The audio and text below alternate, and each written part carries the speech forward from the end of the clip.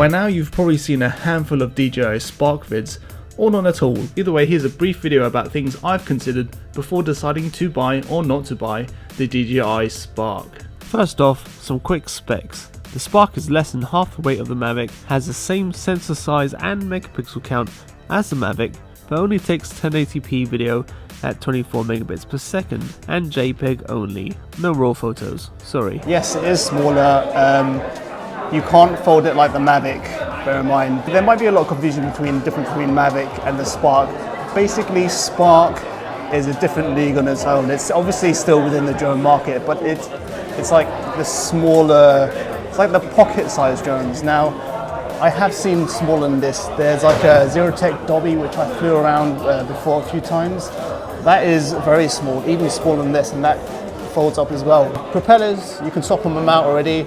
And I think that's a really good thing about DJI stuff so far. It's got the avoidance sensors. That's super important when you're flying smaller drones because they are really not as good in wind. I don't know if you can take out the cover to replace your color. I think once you pick a color, you might be stuck with it.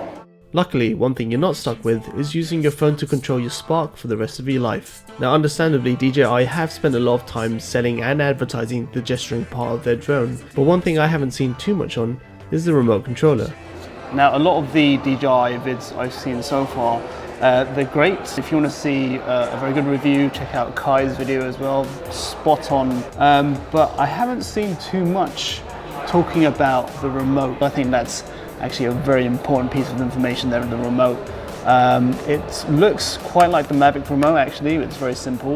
Same kind of system where you fold it, unfold it. One thing you notice as well, the top bit, you don't have that like the heads-up display that the Mavic does for the controller.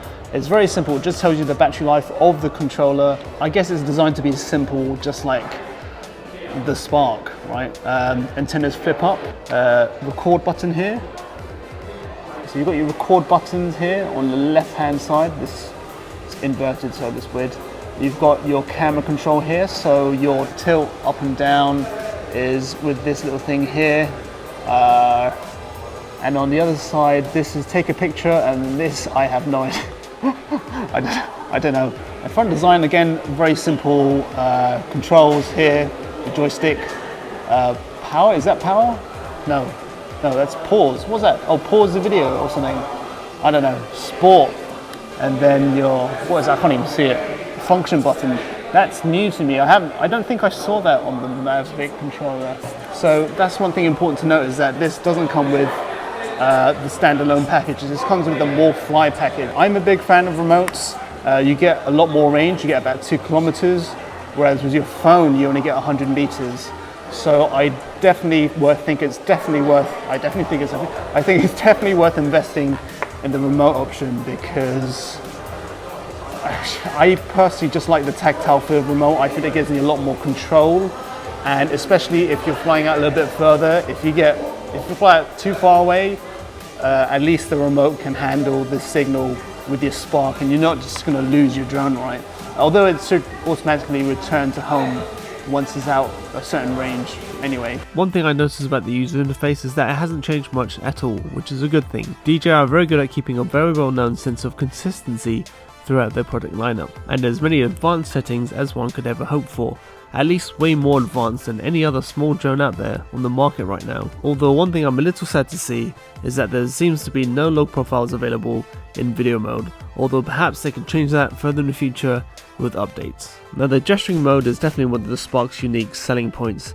In short, you can click the power button twice quickly to set it off, control the placement of the drone with some kind of hand/face recognition, effectively tell it to piss off, take a picture, for the Spark to come back home, and then finally have it land back in your hand. But apart from those few gestures, I haven't actually noticed any other gestures for any other action. For example, it would have been nice to see some additional gestures for video recording, that funky helix mode, or other things that could prove quite useful. Overall, for now at least, I think most of the hand gestures that I tried seem quite gimmicky, but hopefully with the updates, DJI could implement a few more improvements to make the gesturing a little bit more functional. Now unfortunately I don't have the drone with me. I think I wasn't allowed to take one back because they're afraid I might set fire to one of their products again.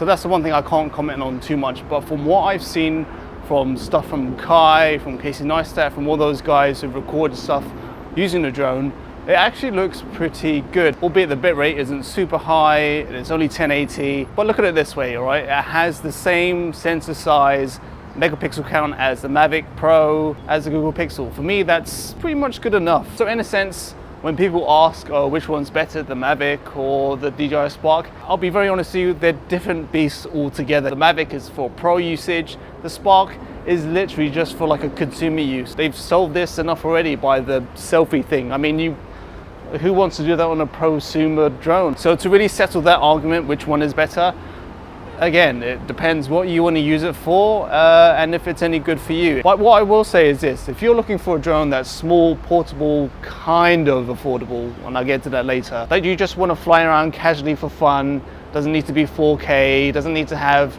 too many advanced features that can still do some cool stuff, then the DJI Spark is pretty much the drone for you. Remember, it's as reliable as all the other drones that they've released. I think that's one of the things that a lot of people have mentioned to me before, is like, does it fly as good as the Mavic? Well, yes, it does. It is a DJI product. That means it's reliable. It flies very well, apart from wind. I have yet to test that out.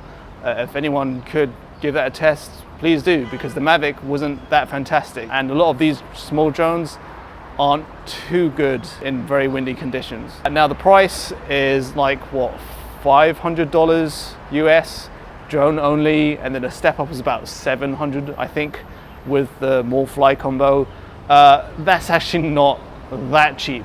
They're a lot cheaper in the market right now. So if you're looking for other small drones, there are loads of small drones out there. Like, there are loads of other small drones out there that are made for selfies. Like that passport drone thing, the Zerotech Dobby is pretty much made for that too. And it's not the first drone that's come out with the land on your hand thing. Now it comes down to the more important question. Would I personally buy the DJI Spark?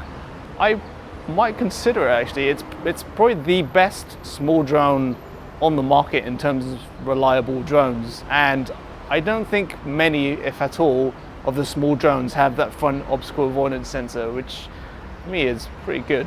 The only problems for me, I've said again, is the fact that it is probably the most pricey small drone on the small drone market. I mean, if it's just for YouTube stuff and, you know, for you to edit at home with iMovie, why not? It's an absolute incredible solution. Just prepare your wallet for paying that little bit extra for the fly mode combo, because I'm not a fan of just using your phone. Oh, that's another thing. One more thing that does kind of irk me, I'm not a big fan of flying on your phone. So a lot of times when you're looking at the drone in relation to where you are, you're taking your eyes off the screen, and that means you have no idea where your thumb is landing back on once you release it off the screen. The whole point of a tactile controller is that you know exactly where your thumb's going to be. So I say it's definitely worth paying a little bit more for that controller. Costs you a bit more, and you're just like a tiny bit away from getting yourself a Mavic. Seriously, the Mavic price has gone down a bit, so you're pretty much saying they're paying the same price as a, you know, just a Mavic only package. So those are things you have to consider. If you want, you can wait a little bit more for the price to drop on the Spark, but those are my thoughts.